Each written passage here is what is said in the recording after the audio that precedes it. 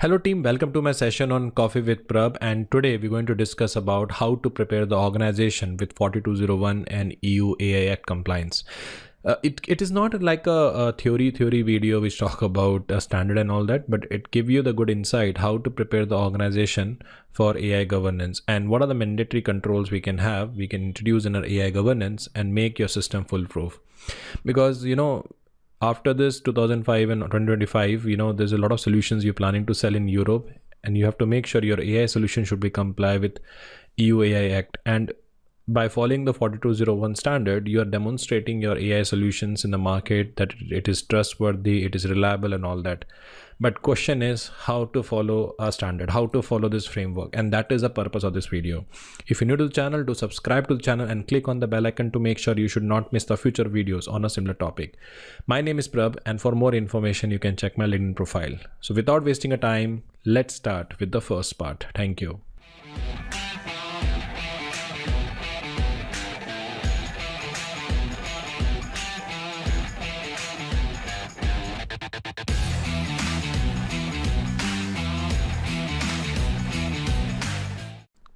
Okay, so before we jump into the AI governance system, let me first explain you what is ISO 4201. See, ISO 4201 is actually a standard. Let's take an example. This is your company. Your company has built one AI solution, which is basically used for filter the CV. You have an AI solution which check the emails. You build one AI solution to block the spam. But how can you demonstrate this AI is a good, AI is accurate, AI is trustworthy? Do you have an adequate control which can demonstrate you have a good AI? And that is why one is that based on expertise, based on experience, based on a judgment, you can say, or you have a great name in the market. Yes, we are the best, so people can trust.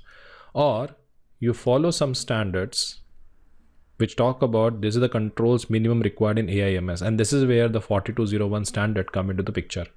It is a first kind of a standard which published by ISO in 2024. It provides the guidance for establishing, implementing, maintaining and improving of responsible AI. When I say responsible AI, it means an AI which basically provide the data in a more accurate manner, and it basically comply with all the principles. So that something is basically called as a responsible AI. There's already a video I made on that, so I don't want to spend time on that area, to be frank. Now, when you're talking about AIMS, it's your organization systematic approach of building and procuring, deploying, monitoring, and retiring your AI solution. Just like 27001 we have, which talk about the adequate control for information security. Same like we have a AIMS, which talk about the necessary control we need in AI system. So they have combined the entire activity into four parts. The first part is called governance. So AIMS talk about you need to have a roles, you need to have a policies, you need to define the risk tiers. Fine. Then they says that when you're building an AI solution, you need to have a stage gates where we review all the pointers from idea to retirement. They also said you need to have some adequate controls while you're filling a data, procuring a data for AI, how you're building AI, and you need to maintain some document which can prove that you have a trustworthy AI. So they have combined the entire steps into the 4-step process, which actually give you a good insight. Now, when it comes to ISO 4201, why it is a buzzword? See, first is that it is a regulatory alignment. It means it can complement your EU AI Act, which is a risk-based requirement we have. Second thing, it can help you to manage the risk because we need to ensure we have a consistent identification, assessment, mitigation of AI risk, like make sure the AI should have a fairness, maintain the privacy and safety. So they have best practices how to do risk management.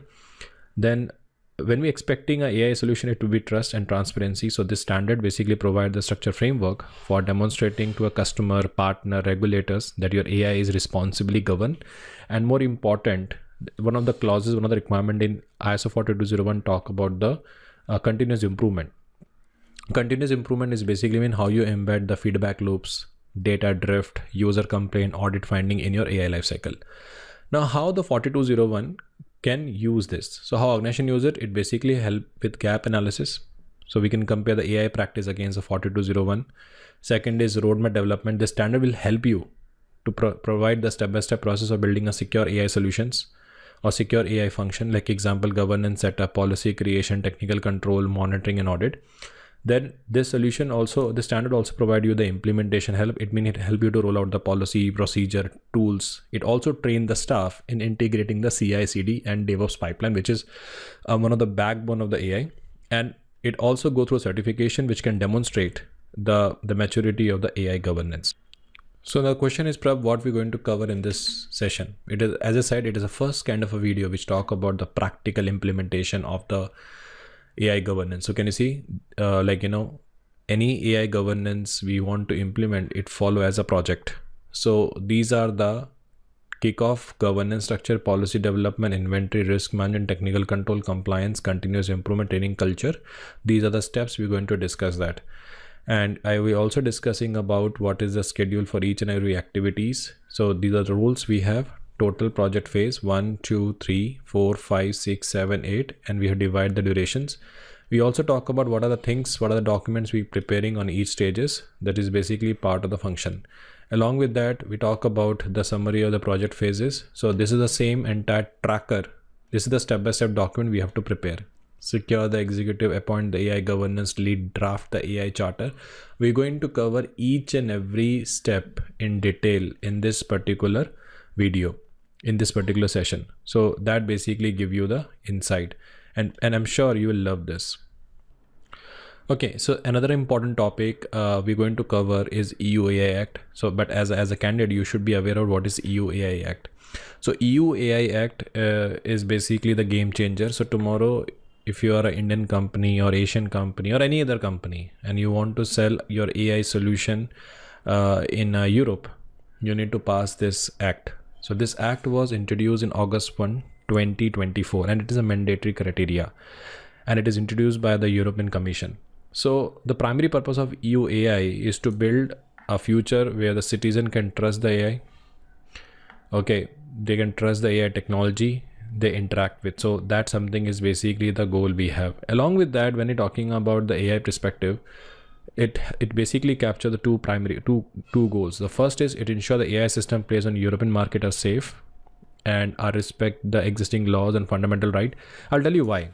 See, what happened is, if you see my previous video in AI governance, I already said that why we need to control the AI, why we need to have a proper governance in AI. In this video, we are not going to discuss what is AI governance and all that. If you really want to know what is AI governance, check my previous video. Otherwise, this video you will not able to understand. So what happened is, let's take an example. You have your kid.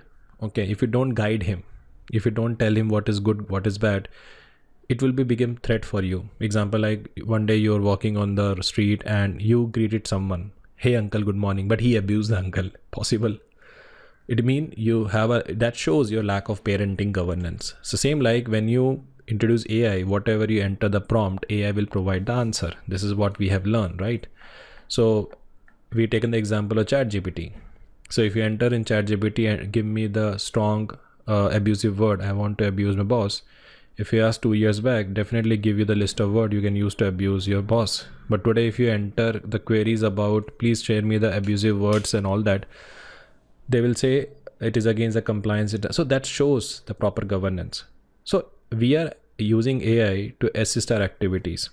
You're getting a point. So European Commission is very clear about that. If you're planning to introduce AI in our geographical region, make sure it should create a safe situation for the people. Like robotics is also there. So the primary goal of EU AI Act to ensure the AI placed on a European Union are safe and respect the existing law on fundamental right. Second is it create a legal certainty to foster the investment, innovation in AI across the region. Ultimate goal, you can say, to protect the protection and trust and innovation with single market. So that something is basically the balance approach they had. Along with that, when you're talking about the AI perspective, we also talk about here is it is not about stifling innovation. It's about building a framework for trustworthy innovation. And as I said, entry into the force will be coming in August 1, 2024. Now, when it comes to AI, EU AI Act, they have categorized the solutions into 4 categories. This solution can be your, they categorize the entire AI risk into the 4 categories: unacceptable risk, high risk, limited risk, and minimal risk. So what is basically your, unacceptable risk. But before that, as I said, AI systems are considered a clear threat to the safety in one particular way. It can be a clear threat to the livelihood and right to the people. So under the act, they are strictly prohibited.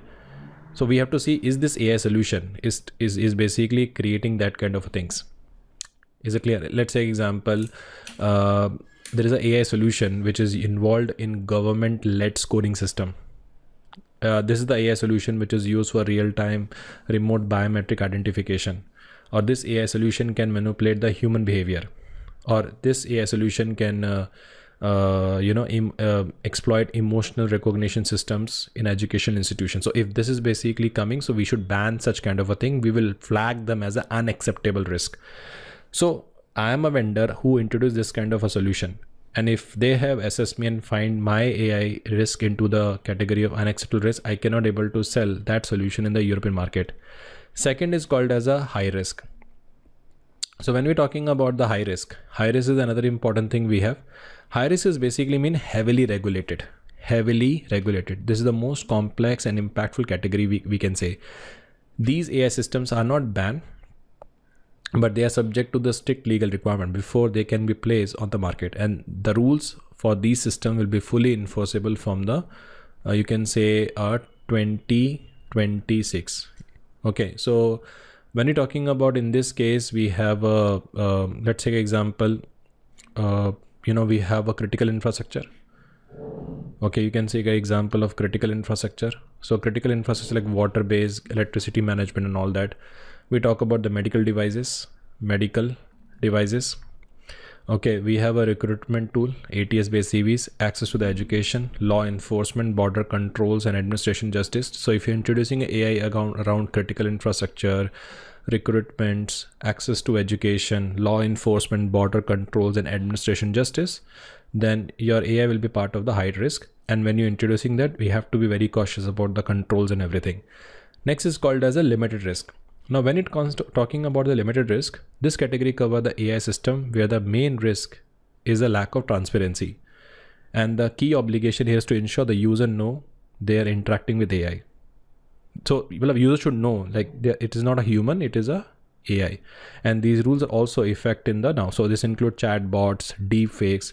So if you're a company who basically building a chatbots, you are a company who involved in a lot of AI based videos, your product will be part of a limited risk. And last is basically called as a minimal risk. Minimal risk is basically called as a voluntary governance. Okay, so these are the base for the pyramids and cover the vast majority of AI application in use today, such as AI enabled video games, spam filter. So the act imposed no new legal obligation on the system and encouraging the voluntary codes of conduct instead. So example, like they have one requirement called special case for general purpose AI, GPAI. So GPAI is basically called a general purpose AI. A crucial and more recent addition to this act is about GPI is become an application right around now. So GPI model must meet the transparency requirement. It provides the detailed summary of content. It provides the complete insights. So question is, we need to first see how the system, which AI system part of which category. If it's a high risk, we need to prepare the technical documentation, set up the human oversight. If it's a limited risk, ensure the user know an AI system is being used and provide the disclaimer layer.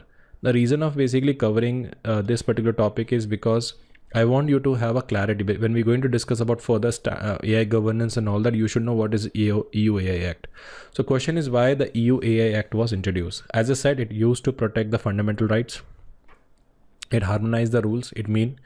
It should not replace the patchwork of national law. Third is it help you to build the trust. It means if any European citizen enter any kind of a queries and all that, it must get a right result. So that help them to build the trust. Now core benefit, as I said, one rule set across 27 member states, risk-based flexibility. Okay, AI definitely introduced to improve the productivity, but it come with the risk also. So we have to balance the risk and flexibility. Third is innovation enablement. What is the meaning is you need to have a clear rule of road which reduce the legal uncertainty. Now, if you're a company who are into AI solution and planning to launch your AI in the European market, you need to know this. If you messed with anything, if you did something wrong, you need to have a fine. Fine up to 6% of global turnover for non-compliance. Second is it is mandatory for any AI offering in EU. So you need to be comply with that. And by this, you can able to compete easily in the market. So that something is part of a requirement. So next part we talk about, actually this is what we're going to cover in this entire video. And the purpose of this particular slide is to give you the reference point how the 4201 control can mapped with the EU AI Act reference. Let's take example, one of the 4201 clauses leadership, which say you should demonstrate the top management commitment like policies and all that. And by meeting that, you're already meeting the requirement of EU AI. And to satisfy the both requirement, you need to have a AI governance charter, organization charter, rules, responsibility, RACI metrics and all that. Okay, so it means by comply with this control, you're meeting the requirement EU AI, and by having these 4-5 documents, which is very common, meet your requirement of clause 5 also and EU AI Act also. Second is the clause 5 talk about the planning, in which risk management frameworks is there, and EU AI Act is also talk about one of the article on risk management system. So you can have a policy, risk register and all that. Then we have a clause 7 which talk about the support, which called you need to demonstrate you have adequate resources, you need to have adequate support functions and everything. So that something is part of a requirement, and by showing those resources, showing those components and all that, you're meeting the requirement of AI article 13 transparency information. It means you need to show training records, completion records and all that. Then we have a clause 8 talk about the operation controls, data governance, model lifecycle, and that meet the requirement of Annexure 4 of technical documentation of EU AI. And for that, the required documentation we need is technical file like data lineage. Data lineage basically means what is the source of data and all that, and the model card, which I'm going to show you. Then performance evaluation is a clause 9, which talk about monitoring, measurement, evaluation. Article 16.1 for post market monitoring we have. And to demonstrate that, we need to demonstrate how you're doing a monitoring after deployment of AI. What should be the ideal dashboard, what should be included in that dashboard. Then we talk about the metrics for improvement, which talk about the non-conformity. And according to the EU AI Act, we have a requirement called corrective measure continuous obligation, and how you maintain the logs, how you maintain the improvement reports, that something is there. So moral of the story is that the controls what we have, okay, but the controls what we have, by using those controls, you are basically complying with the EU AI Act, and for that these are the required documentation is needed. So the purpose of this slide, the purpose of this video is to give you the idea, the step-by-step process. First we start with kickoff, then governance structure, then policy development, then inventory of AI system, risk management, technical controls, compliance, training and culture, continuous improvement. And it is the same what we seen in the Excel sheet also. If I show you the Excel sheet, the same thing. You can see kickoff, governance structure, policy development, inventory, risk management, technical control, compliance, training, culture, and continuous improvement. And these are the set of tasks we have that we need to perform in this process. Like starting with first, you need to obtain the management mandate. Then we need to appoint the AI governance lead who is accountable for every AI. Then why we are exist in the organization, it means why as a AI governance lead we exist, why we need to have a AI governance. So we need to draft the AI charter, we need to form the committee, we need to give a clarity what the person do in the committee, which is called RACI metrics. We need to also demonstrate how the AI is going to work in a proper manner. So we need a AI policy, we need a risk management policy. Then we talk about the clauses, then SOP, then asset register, then tiers, what tiers we are achieving, then document the data lineage process, risk management template, card template, risk register, and implement the CI/CD ethic gates, which is called as a control gate, then monitoring dashboard, then how to prepare the incident response playbook, how to prepare the audit, and rest of the things talk about training and everything. And I'm going to explain this entire process into a step-by-step manner. So we're taking case study like there's Aspirants AI, which is a London-based fintech. They want to implement AIMS and to certify for 4201 in 2025. And the scope is they are using a 12 critical AI models for credit scoring to chatbots. And the challenge is basically shadow AI tools and lock of roles, no risk process. So that something is my primary priority. See, before I jump into the actual process, which is kickoff and all that, there are some due diligence you have to do. Without that, you can't do anything. So due diligence is very important. You should do your homework before you actually getting into the AI solution. So that clarity is required. So the first important thing when you're talking about here is stakeholder mapping. That's a very important part. I'll tell you why. I'm not executing any tasks right now. I'm just talking about the homework, because as I said, after this video, I want you need to have a proper, you need to have an end-to-end thing. So it's not something happen on vacuum. So stakeholder mapping is very important. You cannot build a AI governance system in a vacuum. You need the support, you need an expertise, you need a buy-in approval of every group that build, use, audit AI. So you need to map the stakeholder upfront, which prevent the last minute surprises. Hey, security was not even invited. Hey, application team was not invited. You cannot derail your systems. You understood? So question is how you do that. So you need to pull your organization chart. Okay. But before that, you need to have a visibility in everything. So here what happened, you need to pull your organization chart, list what are the CEO, CIO, head of credits, head of products, run the 30 minutes call to confirm their roles. And you can create one document which is called product stakeholder roster, which include the name of the person, what is the role, what is the responsibility toward the AI context and everything. So when you write your governance charter and all that, you need a list of name. I will show you, like this is the tracker sheet we have now that we seen that. Let me show you. So this is the tracker sheet we have. So we are creating a governance charter, or this is basically called as a committee and all that. We need to document the people name. So you cannot simply on vacuum you do that. So we will get some input from here. Like, okay, what are the stakeholders and interested in AI and all that. So you need that thing. Second is you need to know the inventory. You cannot govern what you don't know exist. Okay. So you have some chatbot, you have a cute little chatbot in marketing, might be handling out of incorrect credit code. So you have no idea about that. So my suggestion is that before jumping into this, create an asset register. You need to have an asset register. And in that asset register, you can document the list of AI solutions, what we have, like what is a model ID, what is a name, what is a business owner, text type, what status and everything. You can collect this information. I'm assuming you already have an AI, you're building an AIMS on top of it. But you're planning to introduce AI, but before that you want an AIMS, then this step is not required. Is it clear?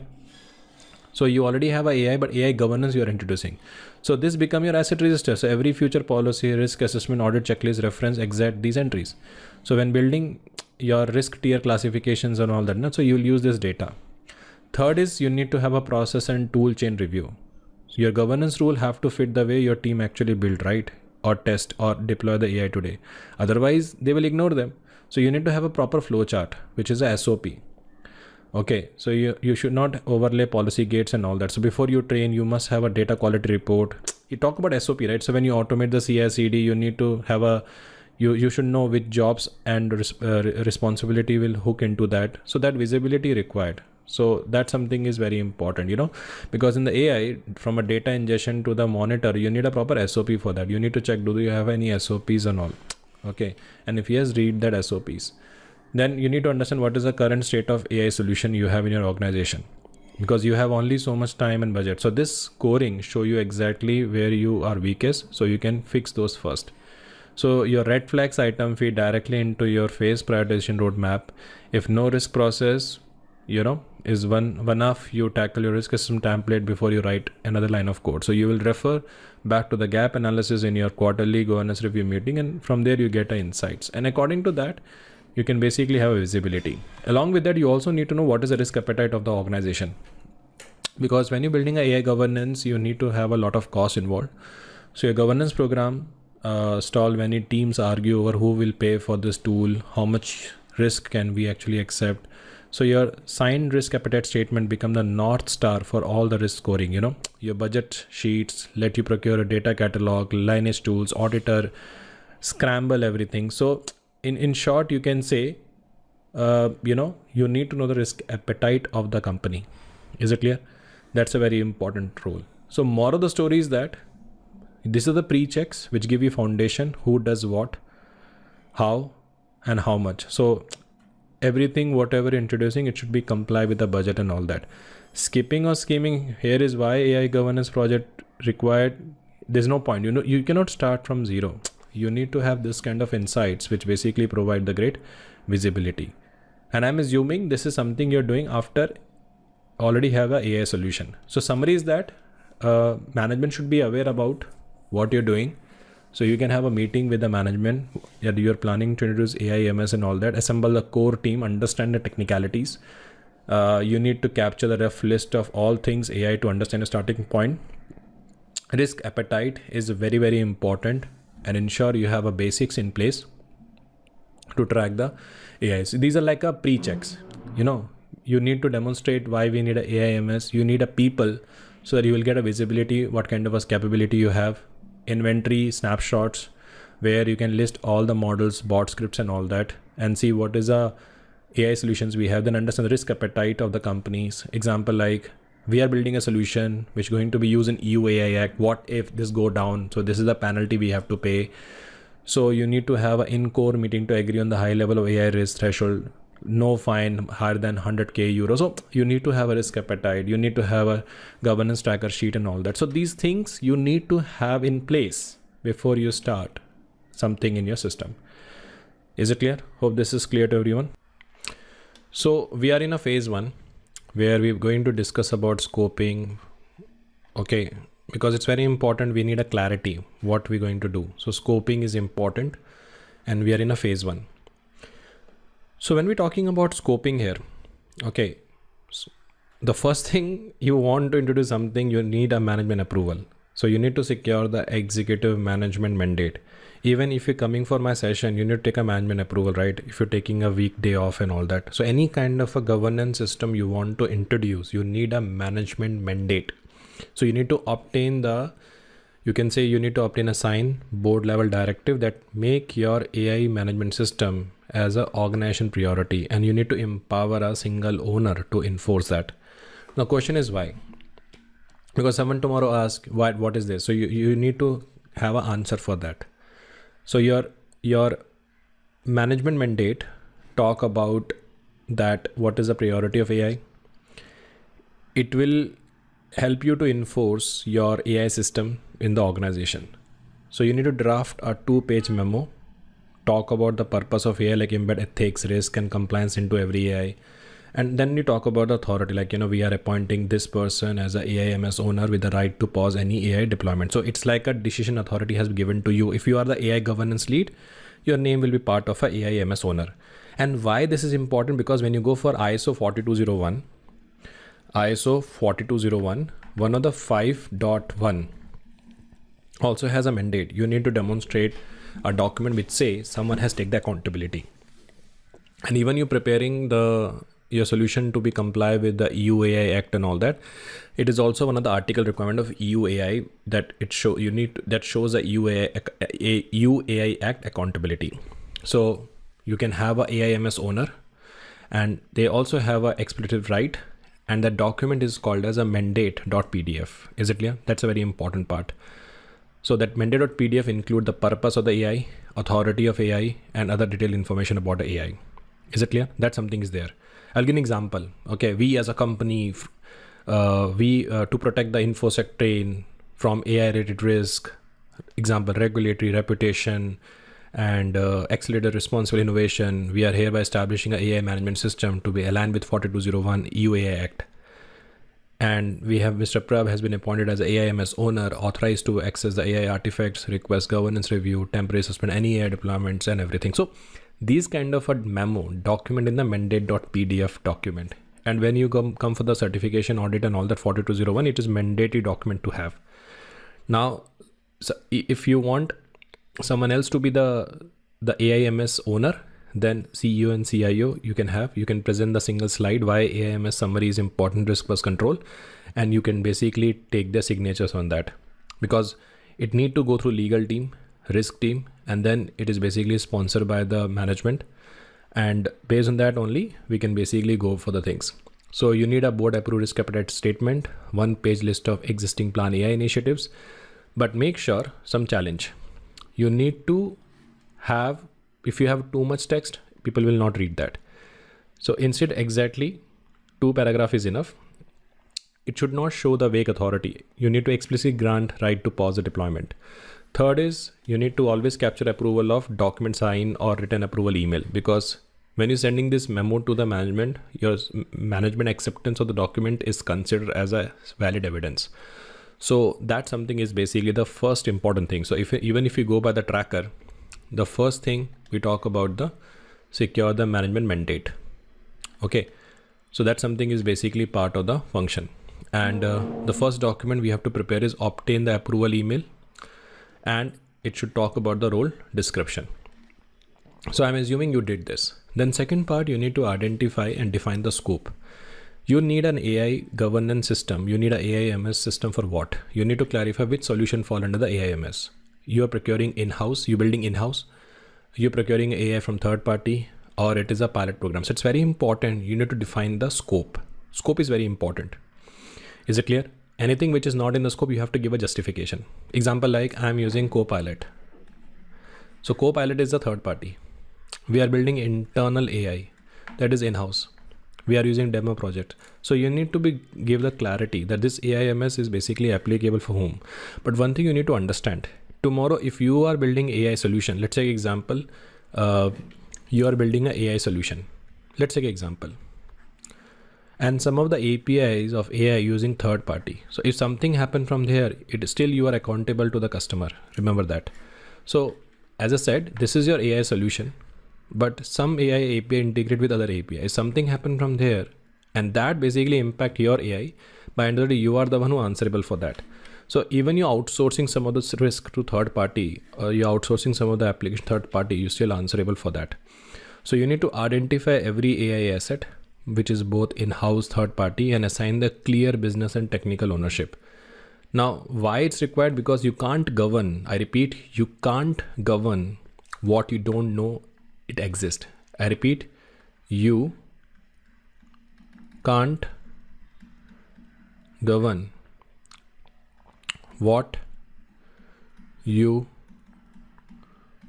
don't know. It's a very important statement. Is it clear? So every model service must have a business sponsor. Okay, because business sponsor is the one who involved in strategic decisions, and there should be a technical steward who are basically for the day-to-day compliance. Question is how to do that? Because you need to create one document called asset register. This is the document you have to create, and you have to obtain that. Remember, we discussed before you starting AIMS, you can have this. So asset register will give you the visibility. So question is how to do that. So my suggestion is invite the product lead. That's something you can do. IT, data science, procurement lead. Use a live shared spreadsheet, whiteboard to list all the AI assets. What I did for one of the customer, what I did, I basically host the workshop.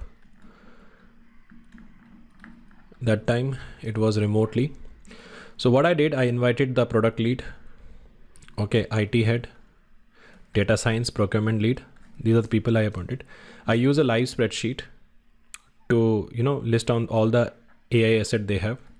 Now, when I say AI asset, it's not about only AI solution. AI asset basically include models, API, bots, third-party services, spreadsheet. So we have to call all the LLM and all that. And then we have built the asset register. So that's something I did. Now, when it comes to this asset register, so let me tell you how I create an exact column so you get a visibility. So what I did, I mentioned first model ID. Then second thing, what I did, I mentioned name. Third, I basically document the business owner or business sponsor. Then I talk about the technical steward. Then I talk about the purpose. Then we talk about the procurement. And then I talk about the status. I'll show you, if time permit, I will show you. So this is how I did. So model ID has a unique code. Name of the solution was loan approval bot. Business sponsor was head of credit team. Technical steward was a ML engineer. Okay. Purpose was online business.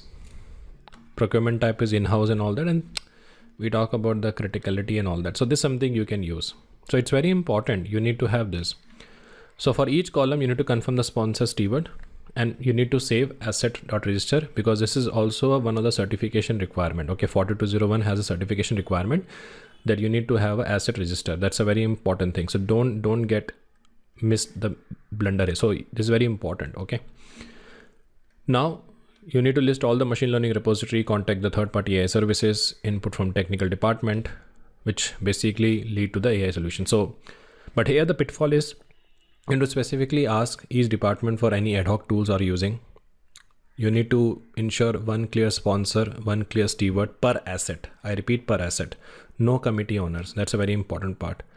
And another important thing, you need to have a stale register. You have to schedule the quarterly review to add or retire the entries. So these are some of the stuff you need to have when you basically go for scope and ownership. Okay. Now we are moving to the next part, which is called as a governance structure. So moral of the story is that the first thing you need to have a mandate. Without management approval, why AI governance was introduced, you cannot do anything. Then we have appoint the AI governance lead. That's what I'm going to discuss now. So executive management is the first most important thing. Asset register is the second most important thing you need to have. I'm not saying you can document the entire, but you need to have an asset visibility. So that something is part of the function. Now we are moving to the next, which is called as a governance structure. Now, when it comes to governance structure, this is the summary of the governance. Like, one of the activities that we have to establish the AI governance structure. Then we develop the risk management policy, conduct the training, technical file, model cards, implement the post-market monitoring plan, implement the corrective action. And these are basically the following clauses which meeting this criteria. And this is basically the AI Act reference.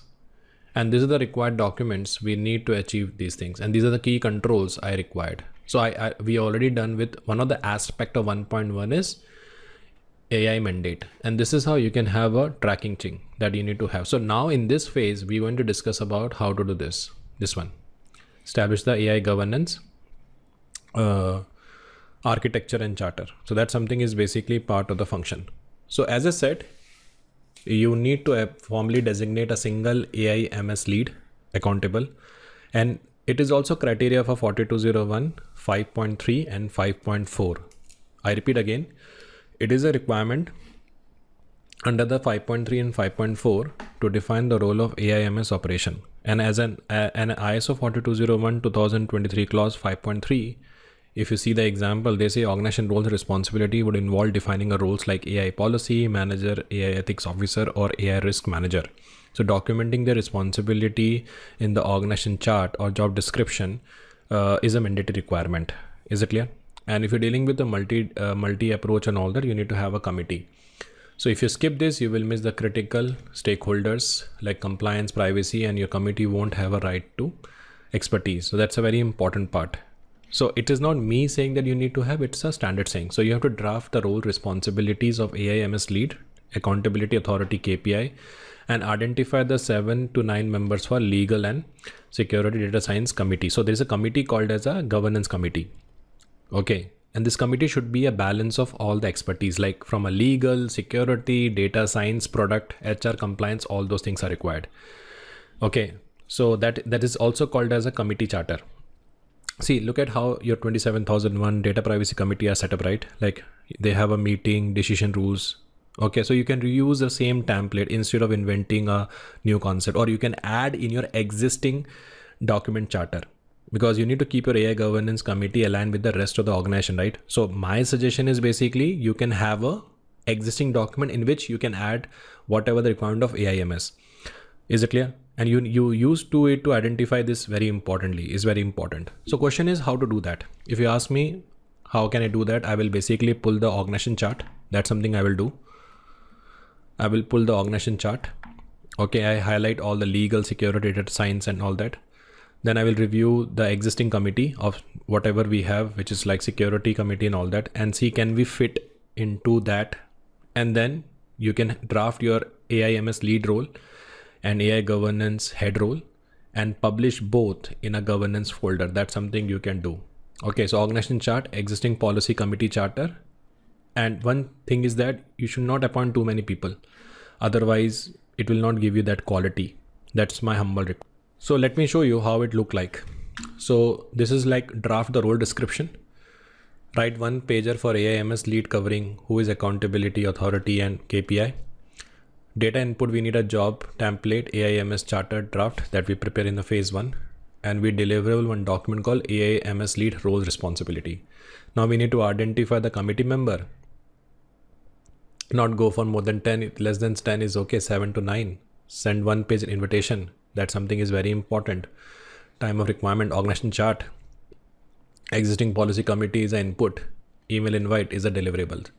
Then you finalize the 2-page TOR document, which is very important here, where we talk about the purpose, cadence. What is cadence? Cadence refers to the frequency, regularity, and schedule of meeting. It's a management term. Okay. It talk about the frequency, regularity, and schedule of meeting and activity. It established the rhythm that ensure the governance is a continuous proactive process, not a chaotic. And so that's why I say cadence will be 60 minutes. And then we have a second part is called quorum. Quorum is the minimum number of members of a committee. Is it clear? That must be present for the meeting. So here we say 4 members, and decision rule or majority. So in summary, you can say AI steering committee consists of 10 members and quorum for valid meeting shall be 6 members. So for quorum to be met, those present must include at least one representative from a legal department, one from a technology and all that. So too many members keep the meeting ineffective. So that something is there. And then you can have a final publishment of the, you have a final publishment of the AI governance charter. Then we have a requirement of AI governance channel, and you can have a signed PDF and you can publish in a governance repository. So that something is you can have.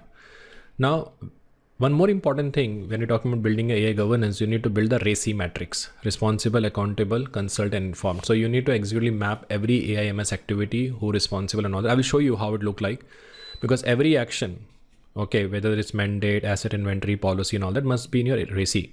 So no step is owned by an imaginary group. If it's not documented, no accountability. So make sure you should have a good data pointers. Okay, so you can have a column list and everything. So data needed for building a RACI matrix is who will do what. There's no point of skipping, and make sure you should do the proper review. So question is how to build the RACI matrix. That's a question. So you can export your tracker. This is what I did. You can export your tracker. That something is a best practice. Okay. And create activity list. Then in same sheet add what is the responsibility of AIMS, product, security, legal, HR. So that's called as a column template. Document who is responsible for doing the work, accountable, consult, informed. Okay, you should be edited, and finally you create a document. It should be approved by the management. Is it clear? It should be approved by the management. So it basically lay the foundation for every policy, process, controls, and everything. So this is how you should create a RACI matrix. Can you see that? Like if we talk about secure exit management update, so AIMS lead is accountable, product need to be consult, data science need to be informed about this, security team can be consult, legal team responsible for review, then who will define the scope and ownership in the AI, who will draft the core policy, compliance, asset register, risk assessment, implement CI/CD gate, set up the monitoring, post-marketing monitoring plan. So all those things are basically part of a RACI matrix document that should prepare. So moral of the story is that if I open the Excel sheet,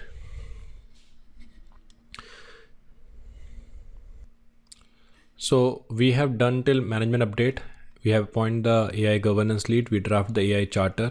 We form the committee. We publish the RACI matrix. So we have done till this part. Is it clear? So if I show you the project tracker and all that, this is what, because without management approval, we can't do anything. Appoint the AI governance lead because it's a single account person. Set the scope, success KPI, which is part of a AI charter. Form the committee, publish the RACI matrix and all that. So we have done till four phases. Now, sorry, we done with 2 phases. Now we are moving to the next, which is called phase 3. Now it's time, once we document the responsibility and all that, now it's time to publish the policy, because any kind of a AI governance system you are introducing, your why should be clear, why we are introducing. And management approval on the policy mean approval of the AIMS system. So that's why it's very important. Now next topic is basically we're going to learn about policy. See, you need to understand one important thing, that until unless you don't define the policy properly, you cannot able to build a strong AIMS system. And any kind of a AI governance program should be backed and supported by the policy, because what your AI is going to do, how it's going to work, you need to define the policy for that. And until as you don't define the policy, it's a problem. So you must codify your organization rules for AI in a 3 living document. One is called ethic policy, one is called risk management policy, and one is called data governance for AI. Either you can have one policy which can basically capture all 3 statements, or you can basically have a separate policy document.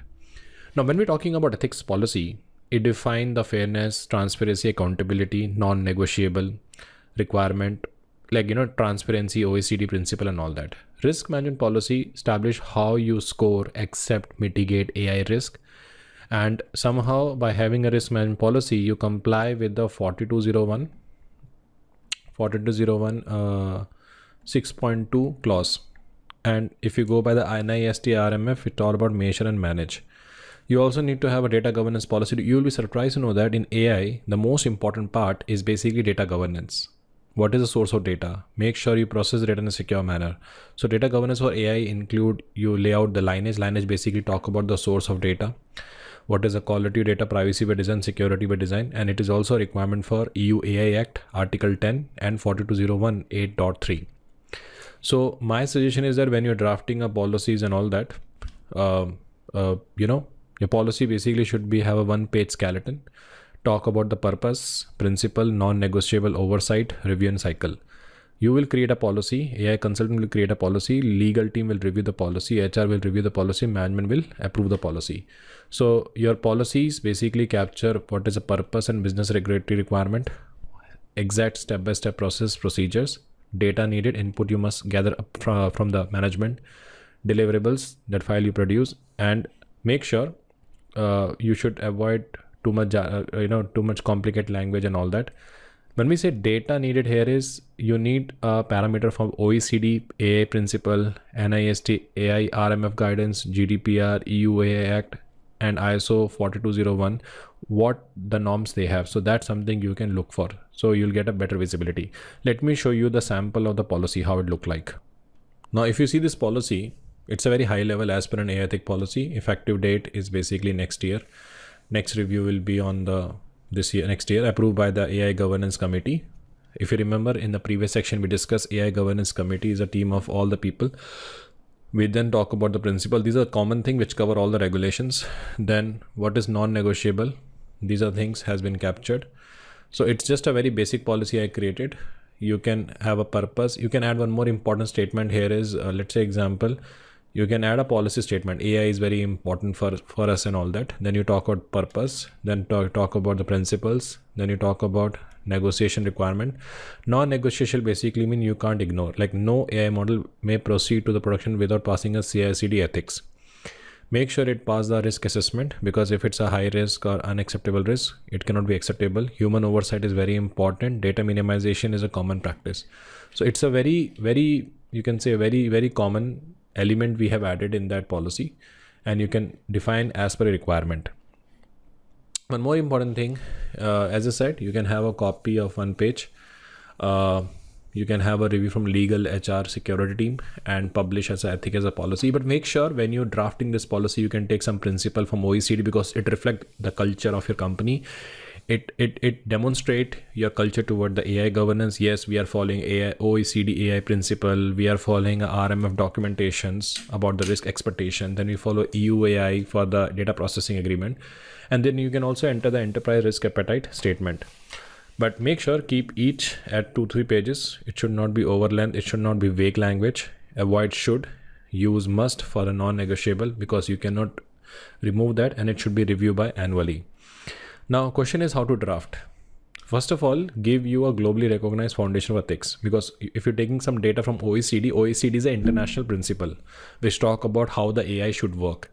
So you can take the reference of transparency, fairness from there and add in your principle section. Then from NIST AI RMF, you can take the parameter to prove your taxonomy for risk and control. What kind of a controls you have? You will lift the exact risk category, like, privacy, robustness into your risk management. So policy scope, risk scoring framework that you can take. As you're dealing with a lot of data in the AI, you can use some of the principle GDPR and UA Act. Let's say example, you're saying as per the GDPR, we will have a limited data collection. Whatever we collect, we define the scoping and all that. and specific to EU Act and all that, we have an article on data governance. So that's something you can define. Then you can also add the enterprise risk statement. You can tell how much risk the board will tolerate in the area of fraud or bias. Like, no AI can give you the 100% solution. Okay, so it's very important you will define the numeric threshold in risk management policy. Like, we can accept up to 2% of fairness gap, or tie them back to your appetite statement, because depending upon the business, we define the fairness gap. That's a very important thing we need to define. So all those things are part of a policy. Okay, these all are basically part of the policy that need to be defined. Now, question is basically how you basically carry forward. So I have a reference point here. You can see gather input. We gather input of ethics. We gather info about risk, GDPR. Then we document the policy. HR has reviewed, track the response, finalize, and then we basically publish the policy.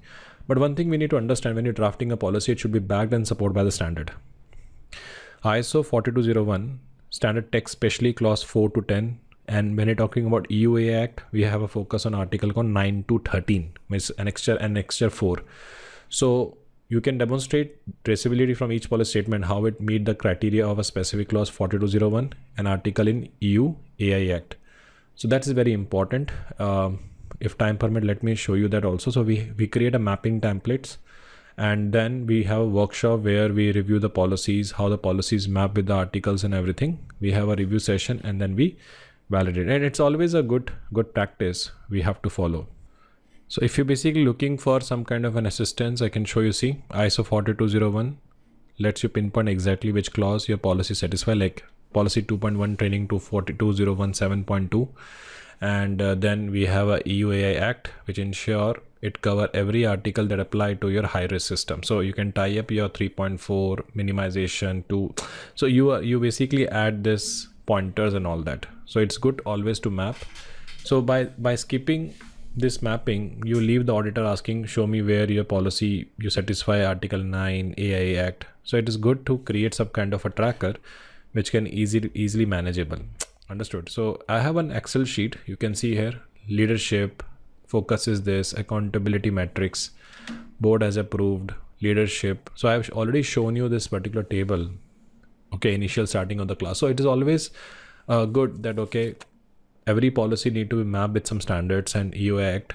So when you're drafting a policy and all that, after the principle, you can add this particular category. So make sure vague mapping, avoid, list only 4201, which is sufficient. There is no point of doing over analysis. Map every policy bullet, not just a top level heading. Label your mapping file if you have any kind of a changes and all that.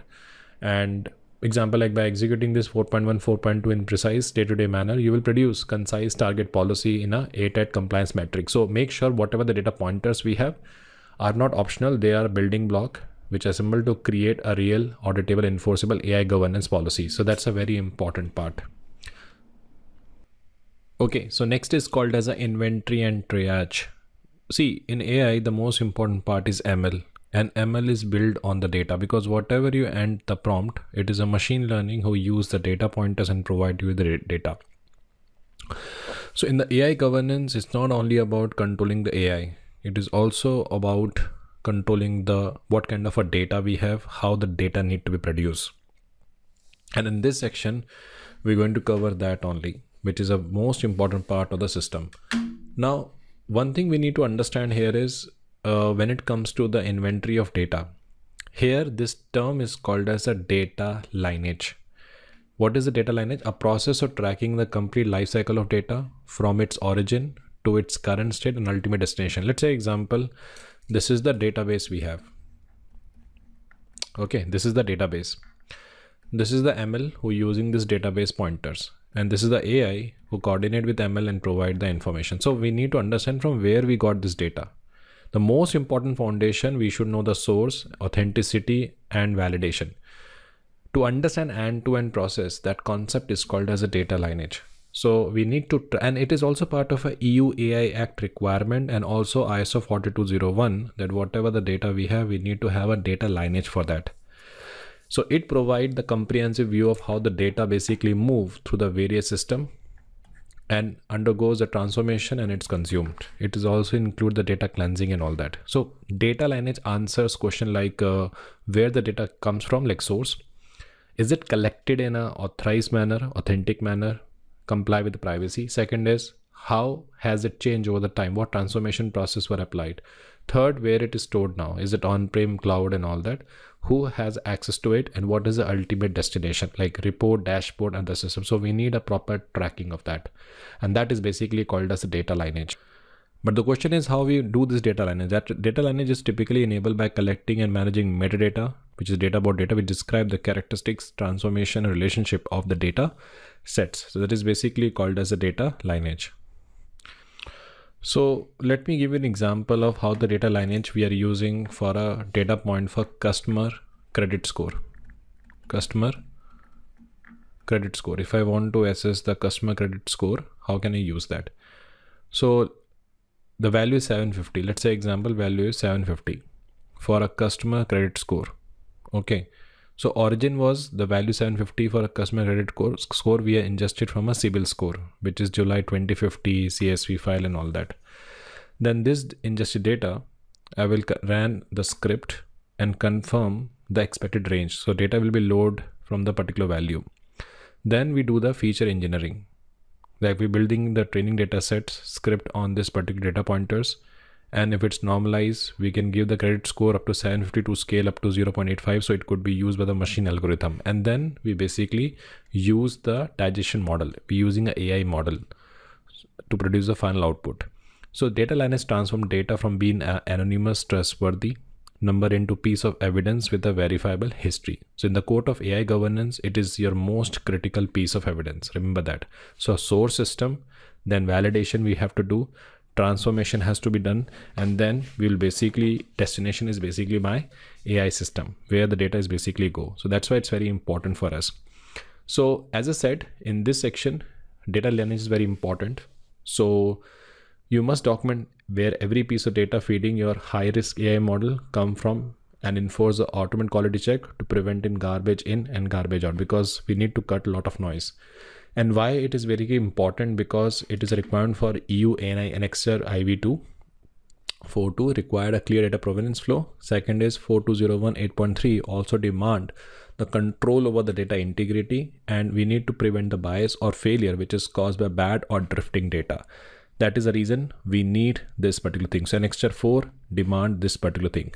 Now the question is why you need those input. The first is that ETL script and pipeline definition, which is the most important part. So there is a lot of buzzword around ETL. What is ETL? E stand for extract, E stand for extract, T stand for you can say transform, and L stand for load. So ETL scripts are actually a piece of code written to automate 3 stages of extract, transform and load process. So it contains the precise step-by-step instruction that computer follow to move and modify the data. It's like in cooking analogy, if ETL process is like act of baking a cake. So the ETL script is the detailed recipe card given to the kitchen robot, and it is not a general guide for a human chef. So it is a set of exact command that leave no room for ambiguity. So let's say example, I'm talking about the ETL scripts like, let's say example, the ETL scripts, let me write down here. So we have a transaction ID, hypothetical scenario, transaction ID. Then we have a sale date. Then we have a product ID. Then we have a quantity. And then we have a price per item. So transaction ID is basically 1. Sale date I given is 04/08/2025. Product ID is basically A. Quantity is 2. 50 price per item. So our goal is to clean this up, and we want to standardize data, make the product ID consistent, calculate and total revenue, remove the row with missing data. So what we do is we have a ETL script which is written in Python using a popular pandas library, and we can do that. So here tell you, so ETL script and pipeline tell you exactly how data moves. So you can draw the truthful lineage diagram. You can give your table name, owner, refresh schedules and all that. And more important part is you need to have a schema. Schema is very important because this is something define the column and type. So you can write the automate test like column X must always exist. So something like that, you can do that. Now, how you use them? So you identify the source by reading your ETL jobs. You can map the flow with the help of diagram, and you can write the test in a great expectation. So here you can involve the developers and all that to validate the function. So if I go back to the tracker sheet again, here what happened is we are in a stage where we're done with the management mandate. Then we appoint the AI governance lead. We draft the AI charter. Then we form the committee. We publish the RACI metrics. We create ethics policies. This step we have missed right now. We map the ISO clauses. I have shown you the table. Then this section we have to yet to cover, because these are basically part of the policy, but I have already explained one aspect. And then we document the data lineage that we did. We did the AI registers, what we have. Okay, so now we are basically talking about how the data lineage gates has been created. So here what happened is we need to first have an inventory of the source. Okay, where we export your asset register. Then we have a data lineage diagram you can create in Microvino. It is very important to have the document of data lineage diagram because part of an audit also, 4201. Then you need to have a workshop with data engineering to validate the arrows and everything, remove unnecessary data, and try, if possible, automate this particular task. Now, when you're doing a data need, as I said, ETL scripts, data catalog and schema is required. And what is the deliverable? You have a lineage diagram, which can be in PDF and all that, quality report logs and pipeline configuration. Make sure don't show every column because it make you auditor confused. Second is avoid all the hand checking quality automations, which is mandatory for audit, and revalid diagram whenever your pipeline is basically changed, because that is the data pointers to process the information, because that is basically very important part of the requirement. Okay, so next part is called as a risk assessment and model cards. It's a very important thing. So if I basically go back to again a tracker, this is the tracker sheet we have. So we have prepared some of the document management mandate, RACI metrics, ethics policy, risk policy. So gap assessment, we can skip here right now. Asset register, now risk tier and risk policies will be covered in this. And along with that, we'll cover the risk assessment template and mobile card, model card. So if you basically take the example, now this pointer, this pointer and this pointer, I will basically cover in these sections. So that's a very important part. Is it clear? Because we have to club all this together. That's why I'm going to cover in this particular section so that you get a clarity. Now imagine you are cooking your favorite dish. Let's say example. Okay, so before cooking and all that, you need a clear list of ingredients, right? And proper measurement to ensure you have a tasty results, right? Similarly, when you're doing an AI risk assessment, you need a specific inputs and you need a clear measurements to get the meaningful results. And here the ingredients are there called as a threat catalog. We have a test results and we have a performance metrics. Okay, so let's understand each and every step in detail. Now, when you're conducting a risk assessment, what if this AI generate this issue? What if this AI generate this data? So when it comes to AI aspect, we have three things. One is basically called as an asset, which is my AI solution. Second is basically a threat. And third is called as a vulnerability. Okay, so AI solution is basically my asset. What if someone enter the value and by that he tried to exploit the weakness, and through which AI is basically producing some unauthorized data and all that. So the first thing, we need to know the possible threat. So it's a ready-made list of common threat or risk which is associated with the AI model. So we are here taking out two things. One is basically called as a adversarial inputs. We're talking about the adversarial input. And second data point we take is data drift. If you ask me, these are the two things we have. So when someone intentionally feed harmful or misleading data to fool your model, that is called adversarial model input. And when the data your model see in a real world scenario gradually change compared to data it was trained on, making a prediction less reliable.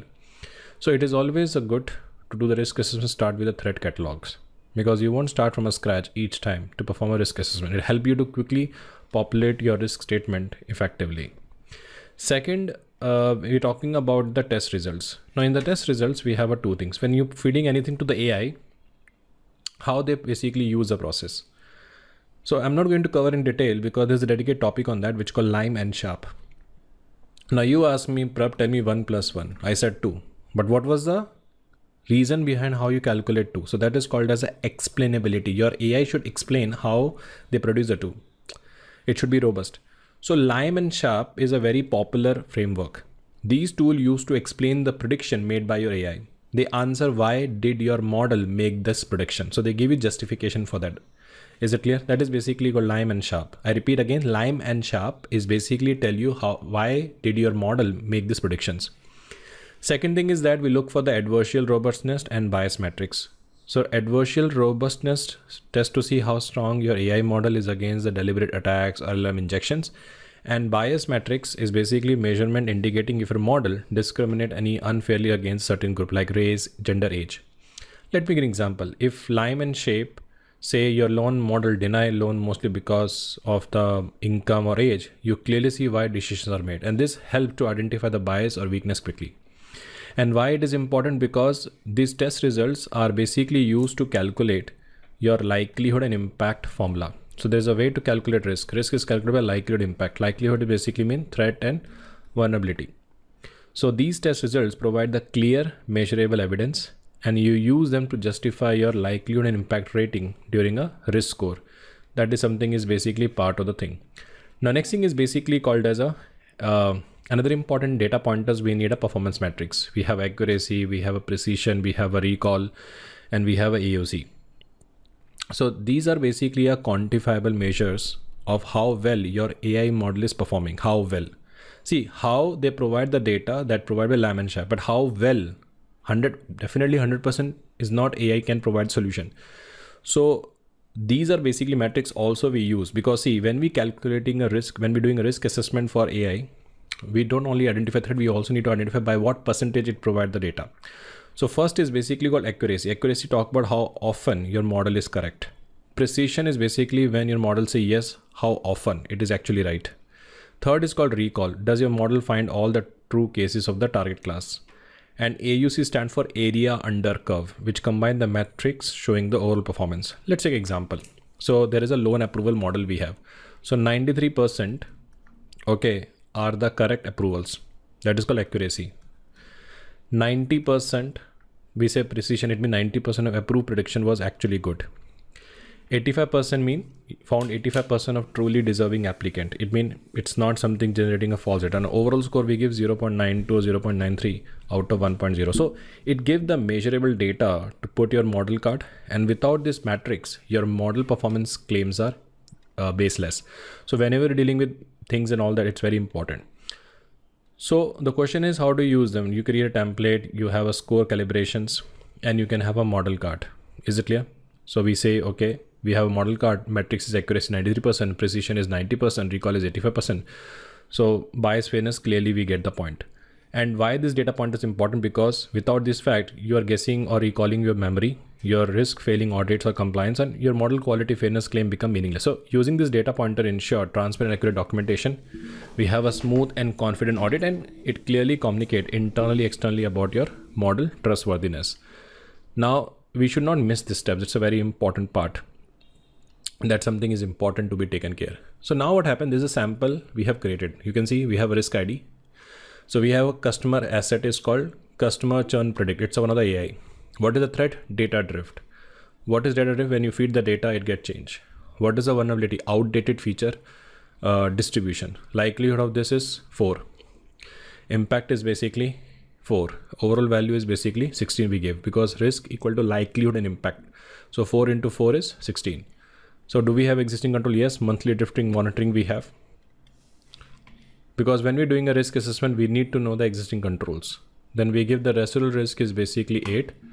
And the owner is basically a data science, because he is the one who going to work on the control by improving the controls and everything. Now, another important thing, if you can see,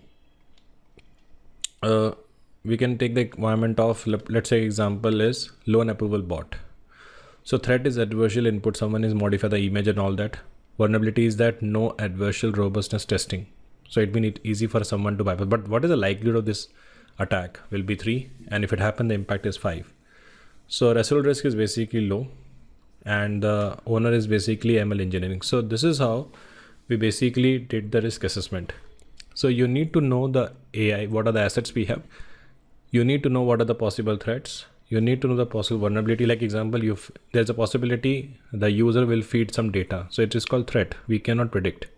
What is a vulnerability is that if the system cannot able to predict that, because system is not able to understand that. Okay.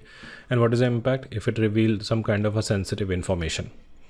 So these kind of parameters, these kind of functions, we need to know when you're doing a risk assessment. I'm sure I'm planning to make a dedicated video on AI risk assessment because itself is a completely new topic. So I don't want that to be discussed in detail. Okay, right now, because our core agenda is to first understand how it works and everything. Hope this is basically clear. Okay.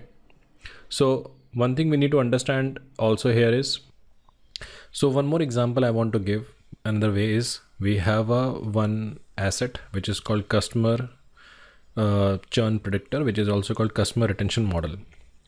What is the threat we have is data drift, which can be caused by the outdated feature. 16 is basically have given out 25. Action required is monthly drift monitoring, and data science team will be do that. Now here the catch is basically how we calculated the thing. So without understanding clearly defined risk, you may fail to protect the AI systems. So you need to clearly understand what the impact, which is what at the stake, understand how often things might go wrong, which is a likelihood. You need to prioritize your efforts, high score first, and then you need to assign the owner. So the same thing when I said data drift. Okay, so pattern in your input data slowly shift. So if unnoticed prediction become outdated, how probable the risk might happen, that is called likelihood, and how badly the business or customer will be affected. So we are using this kind of a techniques to calculate this function. This is something is an example of doing a risk assessment of any AI system. Now we have a details further. You can see we create a risk assessment template. We have workshop. We collect the information about the model card, because model card talk about the system. So the model card include the name, version, data owner, what is the business case, and what is accuracy, subgroups, okay, DPs. So if you get a time, I will show you the model card also. So this is how the model card look like.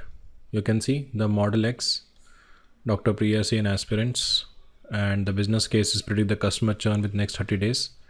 Performance metrics data is there. So when you buy AI systems and all that, you will get this kind of values, privacy value, limitations, maintenance plan.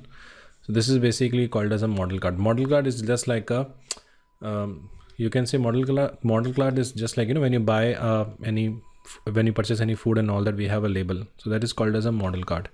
And then we have to do the risk assessment of model card also. So I have a sample data for that. You can see one of the model card is model X may be misclassify rare diseases, which due to the skewed label, likelihood of this happening is 4, impact is 5, score is 20. What is that? Catalog is bias, because it might lead the bias data. So sharp feature is basically 12, accuracy is this, existing control is this, residual risk is this, and owner is. So this is how I basically created the sample risk model data. Okay. So now when you doing this risk assessment for model, okay, see this data pointers, PSI and all that you will get from AI people. You don't need to know all this thing in detail, because this performance metrics, these values will be done by the AI engineers when they fine tuning the systems and all that. So summary is that when you're doing a risk assessment, you need a threat catalogs, you need a test results, you need a performance metrics. And in terms of deliverables, you need a model card. I have already shown you PDF, risk assessment model informations. Make sure use only numeric so that provide the visibility, and always document what your model cannot do that, and make sure you should update the things on a regular basis.